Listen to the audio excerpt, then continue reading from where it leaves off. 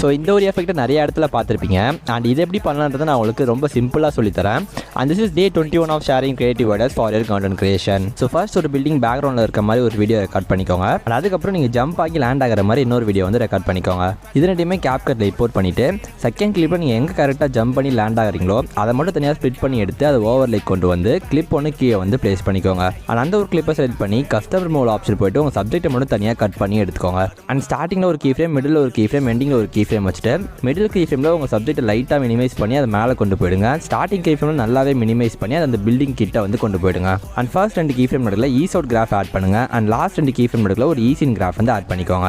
And ஃபைனலாக திருப்பி clip போன ஒரு தடவை டூப்ளிகேட் பண்ணி அதை ஓவர்லேக் கொண்டு வந்து நீங்கள் எங்கே கரெக்டாக பில்டிங் கிட்ட இருக்கீங்களோ அது வரைக்கும் அதை ட்ரிம் பண்ணி எடுத்துக்கோங்க. அண்ட் அந்த கிளிப்பை செலக்ட் பண்ணி மாஸ்கிங் ஆப்ஷன் போய்ட்டு உங்கள் சப்ஜெக்ட் வந்து அந்த பில்டிங் கிட்ட எங்கே இருக்கோ அதை மட்டும் தனியாக மாஸ்க் பண்ணி எடுத்துருங்க. அண்ட் சப்போஸ் லேயர்ஸ் ஆர்டராக இல்லைனா லேயர்ஸ் வந்து ரீஅரேஞ்ச் பண்ணிக்கோங்க.